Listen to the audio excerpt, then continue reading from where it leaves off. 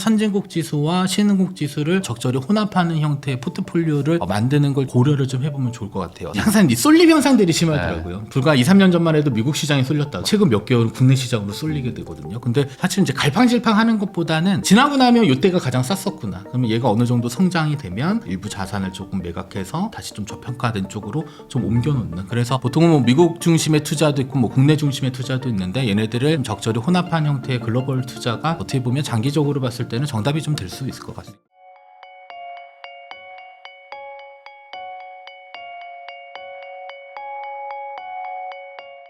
김범곤 대표님하고 이야기를 나누고 있는데요. 그러면 이제 조금 더 좀 실무적으로, 네. 왜냐면 이제 이 영상을 아마 보는 분들은 정말 아주 잘 모르는 초보이신 분들도 많이 보실 거라서 네. 그냥 1억 있다. 1억 있는 분들 저 뭐 해야 돼요? 뭐 이런 분들 많거든요. 그럼 1억 있는 분들은 좀 어떤 투자를 하는 게 지금 가장 좀 좋은 세팅일까? 일단 보통 그 장기 투자는 시장을 대표하는 지수의 투자를 권장드리는 이유가 일단은 그 산업들은 항상 떴다가 지는 걸 반복하거든요. 사이클이 네. 있다 보니까요. 뭐 예를 들어 뭐 예전에 뭐 코로나가 떴었을 때는 뭐 메타버스 뭐 이제 맞아요. 온라인의 세상이 왔다. 근데 지금 메타버스는 나오지도 않고 있고요.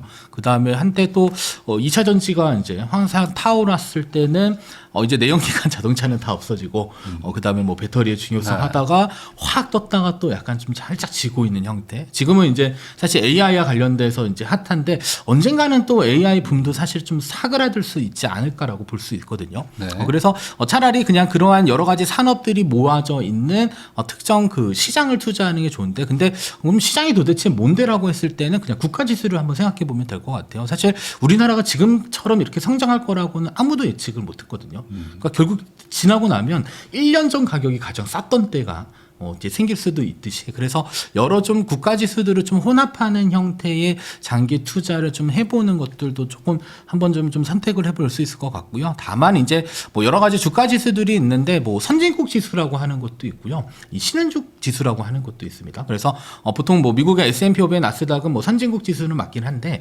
ETF들 중에서도 선진국 지수에 투자되는 ETF도 있고요.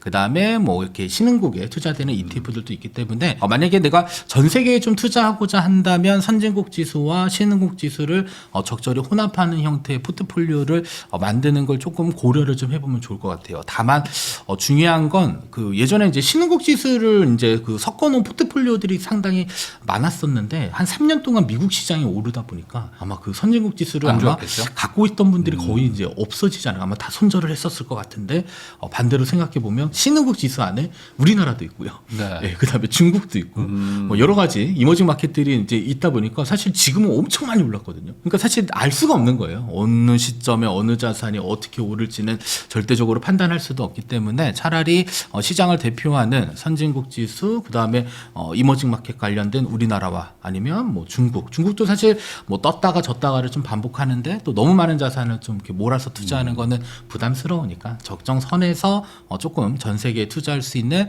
그런 국가 대표 지수들을 좀 포트폴리오에 담아놓고 꾸준히 두다 보면 결국에 그 시장 대표 지수들은 이제 그 경제 성장을 하게 되면 물가가 오르듯이 얘네들은 이제 표면적으로 보이는 숫자는 결국 오르게 되어져 있거든요. 네.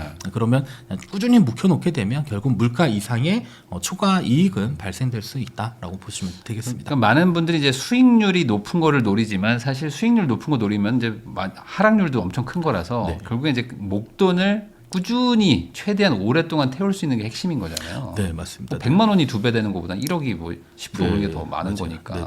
그렇게 하려면은 차라리 이제 지수 쪽으로 뭐 네. 최대한 어떤 국가나 아니면 어떤 글로벌 쪽으로 최대한 오래 꾸준히. 그러니까 항상 이 쏠림 현상들이 심하더라고요. 불과 2, 3년 전만 해도 미국 시장에 쏠렸다가 맞아요. 최근 몇 개월은 국내 시장으로 쏠리게 되거든요. 근데 사실 이제 갈팡질팡 하는 것보다는 지나고 나면 이때가 가장 쌌었구나. 그러면 얘가 어느 정도 성장이 되면 일부 자산을 조금 매각해서 다시 좀 저평가된 쪽으로 좀 옮겨놓는. 그래서 보통은 뭐 미국 중심의 투자도 있고 뭐 국내 중심의 투자도 있는데 얘네들을 좀 적절히 혼합한 형태의 글로벌 투자가 어떻게 보면 장기적으로 봤을 때는 정답이 좀 될 수 있을 것 같습니다. 리밸런싱이 진짜 중요하다라는 얘기도 좀 해주시는 것 같고 네. 지수 투자도 이제 뭐 아예 그냥 전체 산업군에다가 하는 것도 있지만 이제 일부 업종이나 섹터로 이제 쪼개면 네. 그러면 좀 더 수익률이 더 높아지는 경우들도 있잖아요. 네네. 개별 종목을 맞추면 더 높겠지만 네. 중장기에 좀 적합한 어떤 섹터 뭐 이런 거는 없을까요? 뭐 반도체 뭐 그냥 이렇게 가야 될까?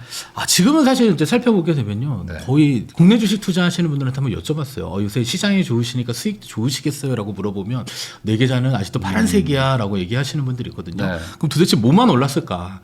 보면 다 반도체만 거의 이제 네.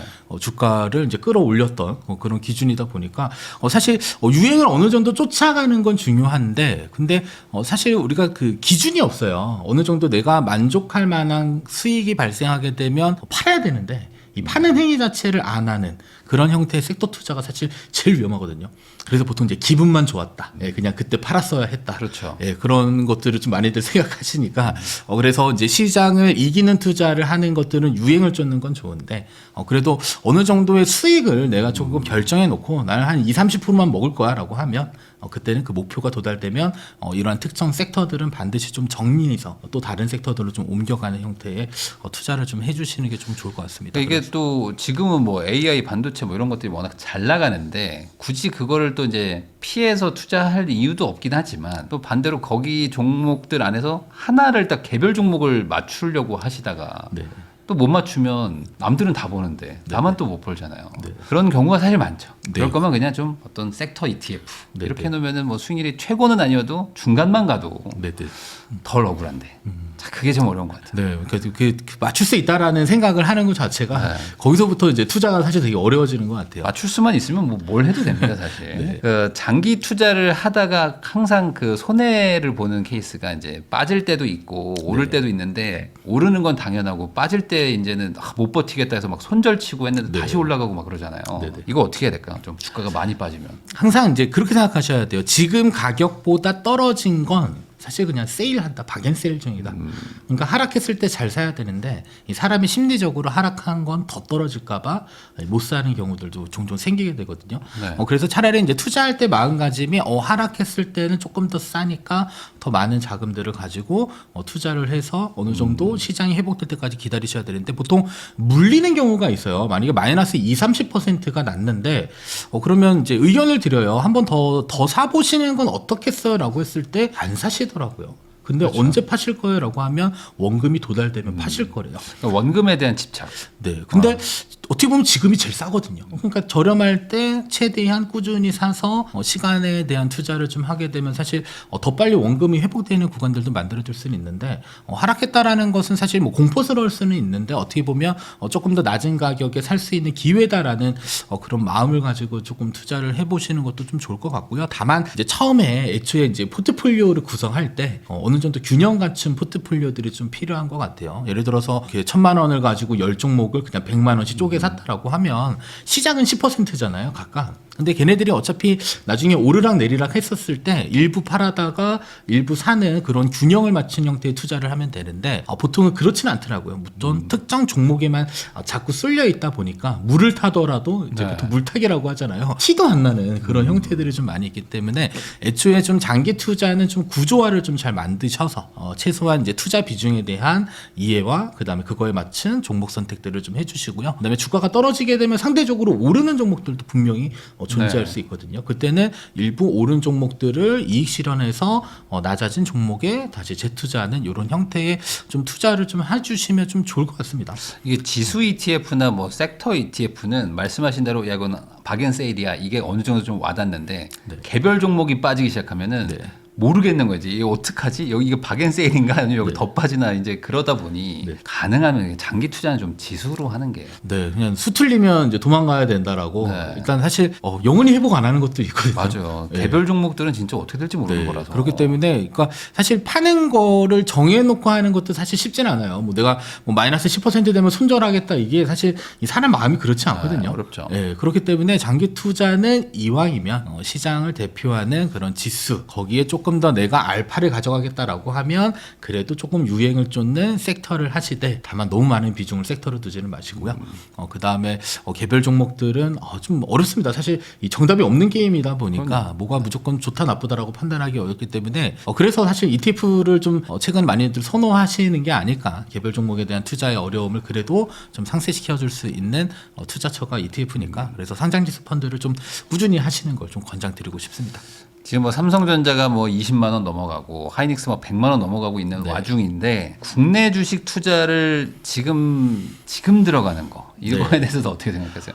오늘도 이제 여쭤보시더라고요. 네. 저 포트폴리오에 국내를 좀 넣는 건 어떻겠습니까라고 여쭤보시길래 남들만 돈 버는 것 같아서. 네, 사실 뭐 비중을 바꿀 수는 있는데 이제 제가 생각했을 때는 이미 과거부터 보유한 분들의 시장이 아닐까. 네, 사실 이제 조정 없이 계속적으로 오르는 시장에 사실 진입을 한다라고 했을 때 물론 이익을 얻을 수도 있기는 한데 또 반대급부로 좀 떨어졌었을 경우에는 또 하락폭이 또 상당히 좀 클 수는 있거든요. 그렇죠. 근데 이제 느낌상에는 계속 올라갈 건 같지만 그래도 너무 많은 목돈들을 좀 진입하기에는 좀 부담스러운 자리니까요. 그래서 전체적으로 뭐 내가 이미 포트폴리오를 가지고 있는데 해외 쪽에 너무 많은 자금들이 있다라고 한다면 일부 포트폴리오를 조정하는 방안에 있어서는 괜찮은데 그냥 갑자기 내가 안전하게 두고 있는 자금들을 꺼내다가 갑자기 국내 주식 올라가니까 한꺼번에 또 사는 그런 실수들은 조금 하지 않으시는 게 다만 좀 하시더라도 좀 적립식 형태의 장기 투자를 조금 생각해 주셔야지 단기적으로 접근해서 사실 뭐 또 다양하게 투자할 수는 있는데 근데 또 이게 어떻게 보면 또 단타 치는 형태의 투자를 할 수 있거든요. 근데 좀 위험하지 않을까 지금 상태에서는. 그래서 좀 이미 보유한 분들의 시장이다라고 좀 생각을 좀 해주시는 뭐 게 좋을 것 같습니다. 사더라도 사실 P200 뭐 이런 거 사도 되거든요. 네. 그래도 지금 뭐 한 달 만에 막 20%씩 30%씩 버는데 근데 이제 꼭 이제 개별 종목으로 접근하면 물론 이제 딱 맞추면 좋은데 네. 못 맞출 확률이 더 높은 거잖아요, 이거는. 맞습니다. 위험하기도 그러니까 하고요. 못 맞추는 순간 이제 그 포모 현상. 네. 내가 왜 그랬지 하면서 또 이제 그 레버리지로 바꾸려고. 그죠. 예, 그런 악순환이 이렇게 되는 것 같습니다. 그러니까 이게 참 오히려 이게 주식이라는 게 이제 모를 때는 마음 편한데 한번 알게 되면 이제 여기선 막 누가 돈을 벌고 있는데 이게 마음이 심란해져. 너무 심란해지는 네, 거예요. 네, 네. 추세를 따라가는 것도 어찌 보면 투자 방법이고 네. 또 반대로 이제 확 빠질 때 뭐 사는 것도 방법인데 뭐 개인적으로는 뭐 어떻게 보세요? 뭐. 둘 다 사실 전략이 다 있어요. 네. 추세 추종 전략도 있고요. 역추세 추종 전략도 있거든요. 그러면 추세 추종의 개념은요. 일단 평균 주가를 계산을 합니다. 뭐 3개월이면 3개월 평균, 6개월이면 6개월 평균 주가를 계산해서 오늘 주가랑 비교를 해요. 그래서 내가 3개월 평균 주가 대비 오늘 주가가 높으면 상승 추세. 걔를 매수하는 게 보통 추세 추종이고요. 자, 그러면 매수는 했는데 언제 이제 팔아야 되냐? 그 파는 조건은 전체 평균보다 현재 주가가 낮아지는 그 타이밍에는 이제 빠져나가는. 그래서 추세 추종의 전략의 특징은 상승장에 올라탔다가요. 얘가 살짝 고개를 숙일 때 빠져나가는 그런 전략들이거든요. 그러니까 하락을 피할 수 있다. 네, 근데 다만 이제 단점은 이제 보통 페이크라고 하죠. 오를 줄 알았더니 훅 떨어지고, 오를 줄 알았더니 훅 떨어지고, 이때는 손실 구간이 좀 상당히 큽니다. 그래서 사실 장기적으로 봤을 때는 괜찮은 전략이기도 하고, 저도 과거에 이제 테스트를 정말 많이 해봤는데 잘 맞아 떨어지기는 해요. 근데 사실 그 투자 기간이 보통 5년, 10년, 15년, 20년 장기 투자했었을 때 추종 전략에 대한 부분들이 좀 매력적으로 좀 느낄 수 있는 부분들은 있고, 단기적으로 접근했을 때는 되려 손실폭만 더 가중할 수 있기 때문에 일단 추세 추종에 대한 개념을 숙지하고 투자를 해보는 건 정말 좋은데 너무 단기적인 관점에서의 추세 추종은 일단 뭐 장기적인 투자에서는 적합하지 않을 수는 있고요. 그다음에 역추세 추종 전략은 일단 뭐 기술적 반등이라는 표현을 많이 씁니다. 그래서 상대적으로 가장 많이 떨어진 섹터를 골라요. 일부러. 그러고 나서 라인업을 네. 쫙 깔아놓습니다. 그리고 나서 다음 달 되면 일단 파는 거예요. 얘는 장기적으로 들고 가진 않고요. 기술적으로 반등하는 그런 추세에 있는 종목들을 언제 한번 기대를 해보는 거죠. 보통 많이 떨어지면 한 번은 튀 튀어 오르기도 하는데 근데 더 최악의 경우는 이제 지하씨, 그러니까 보통 이제 하락했을 때 이제 지하가 있는 줄 알았더니 지옥이 있다 막 이런 표현들 쓰잖아요. 그래서 사실 역추세 추종 전략은 틀리면 바로 나가야 돼요. 그래서 이 추세 추종 전략에 재미난 건 예전에 실제로 진짜 하락한 종목들만 골라서 산 다음에 한 달 있다가 되팔고 그 안에서 또 가장 하락폭이 큰 종목만 사서 또 다음 달에 되파는 행위들만 반복해도 사실 이익을 얻는 데는 또 역시나 전략이기 때문에 괜찮은 방법이기는 한데 해보니까 느낀 점은 귀찮습니다. 섹터를 분석해서 얘가 상승 추세냐 하락 추세냐 이런 것들을 찾아서 내가 매월 그런 추세 추종에 대한 이런 그 시그널들을 확인해서 투자하는 게 처음에 투자 공부할 때는 너무 재밌어서 많이 해봤는데 개인적으로는 추천하고 싶지 않은 방법이기도 합니다. 다만 전략은 존재한다. 그래서 자산 배분이 너무 재미없다. 난 조금 더 다이나믹하고 액티브한 투자를 좀 선호하시는 분들께서는 그래도 추세 추종 전략과 역추세 추종 전략을 한번 공부해 보는 것도 어떻게 보면 좀 투자의 좀 즐거움을 좀 찾는 데도 도움이 좀 될 수 있을 것 같습니다. 근데 괜히 저런 거 이제 맛이 들려가지고 맞아도 문제고 틀려도 문제가 되는 게 이제 네. 불타기 물타기 막 하기 시작하면서 레버리지 타임이면은 이제 큰일 나는 거죠. 그러니까 결과로서는 괜찮았는데 네. 그 과정이 상당히 이렇게 좀 번거롭더라고요. 그러니까 결국에 이제 장기적으로 마음 편하게 할 수 있는 방식을 처음부터 세팅을 잘하는 게 중요한 것 같아요. 그러니까 네. 빨리 돈 벌어서 부자 돼야지라고 생각하면 네. 마음이 너무 힘들어요. 네, 그래서 그냥 없어져 될 돈을 가지고 투자를 했는데 시장이 어느 정도 기회를 줬다라고 하면 그냥 운이 좋았다라고 판단하시는 분들이 어떻게 보면 이렇게 돈을 많이 버셨더라고요. 주식 투자에서 돈 버신 분들 보면 오랜 시간 투자하신 분들이 대부분이었습니다. 그 제가 아까 제일 처음에 이제 1억 얘기를 했는데 1억이라는 돈이 뭐 절대 적은 돈이 아닌데 이 돈을 어떻게든 이제 잘 굴려야 되잖아요. 그러면 이제 뭐 올라갈 때야 뭐 당연히 1억 다 넣어놓으면 좋지만 또 빠질 때 다시 또 뭐 소위 말하는 이제 추가 투자를 하려면 또 현금도 있어야 되고 뭔가 이게 좀 자산 비중 같은 것들도 좀 세팅을 해야 될 것 같은데 어떻게 보세요? 일단 결과는 주식 100%가 가장 좋습니다. 항상. 결과는 항상 좋죠. 예, 항상 좋습니다. 그래서 내가 버틸 수 있으면 주식 100%가 맞아요. 그리고 투자 기간이 길어지면 길어질수록 어차피 상승과 하락은 반복하겠으나 과거부터 이미 많이 쌓아온 그 이익들이 떨어지더라도요. 원금에 사실 다시 돌아가지는 않거든요. 그래서 내가 감내할 수 있는 위험 수준이 만약에 상당히 공격적이다. 그리고 이 자금들은 미래에 필요할 때 필요한 만큼의 자금들을 조금씩 꺼내 쓰겠다라는 목적에서는 사실 위험자산 100%가 장기적으로 봤을 때는 성과는 좋았다. 다만 내가 감당할 수 있는가. 보통 100%면 뭐 주가가 반토막 나면 50% 마이너스 나기도 하거든요. 근데 그런 모든 것들을 견뎠을 때는 결국에는 위험자산 100%가 가장 좋았는데 그래도 우리가 이제 사실 어느 정도의 이익을 좀 가져가면서 또 안전한 곳에다가 뒀다가 또 손실이 나면 안전한 거 꺼내다가 위험한 거 사는 이러한 구조적인 투자를 하시려면 그래도 항상 위험자산과 안전자산의 적정 비중을 조금 가져가는 게 좀 중요할 수 있고요. 예를 들어 뭐 S&P 500의 연평균 수익률이 10%다라고 해서 그러면 내 기대 수익률이 10%니까 가지고 있는 모든 돈을 S&P 500 사실래요라고 하면 대부분 아니요라고 얘기를 하세요. 그리고 기대 수익률이 좀 상대적으로 좀 낮은 경우도 있거든요. 나는 10% 필요 없어요. 한 5% 정도만 되면 돼요. 그러면 어떻게 보면 내가 어느 정도의 이익을 혹은 변동성을 약간 선택하는 거죠.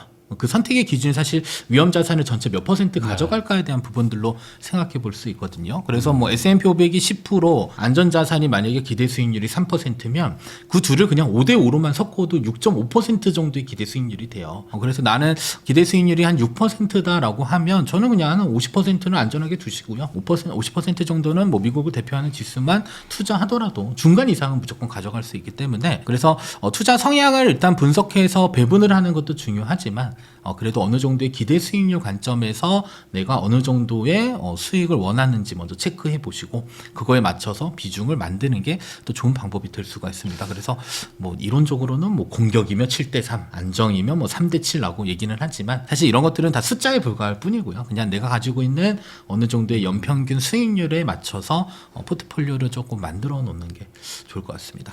근데 이제 항상 그렇게 해놓으면 이제 옆에서 막 치고 올라가는 게 보이고 그러면 이제 항상 이 원칙이 깨지니까 역설적으로는 원칙이 되게 명확하지 않으면 사실 이런 투자를 하는 게 위험한 것 같아요. 그래서 이제 계좌를 나눠놔요, 속성을. 그러니까 지루한 장기 투자용 계좌와 그 다음에 내 멋대로 할 수 있는 보통 제가 뭐 강의 다닐 때 많이 얘기하는 게 이제 게임머니 계좌를 좀 하나 둬라.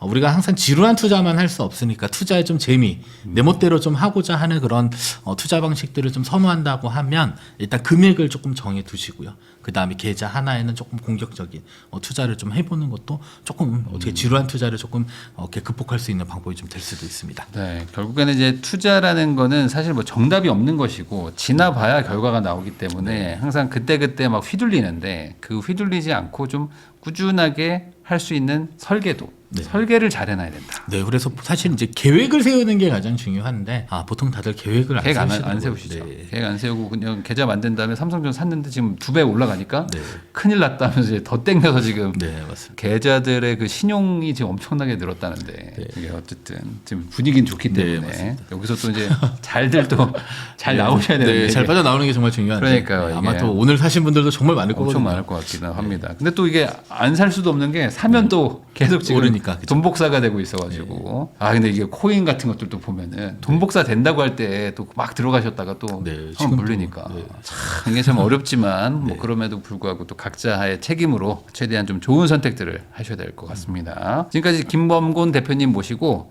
절세 계좌 활용법부터 이제 어떤 투자를 해야 되고 어떤 투자 설계를 해야 되는지 다양한 얘기를 나눠봤는데요. 이런 내용들을 잘 참고하셔가지고 어찌 보면 아직도 연초기 때문에 올해 또 내가 너무 좀 즉흥적으로 투자하셨다면은 좀 계획들 좀 세워가지고 하시기를 바라는 마음으로 저도 대표님하고 인사 나누면서 영상 마무리하도록 하겠습니다. 오늘 나와주셔서 감사드립니다. 네, 고맙습니다.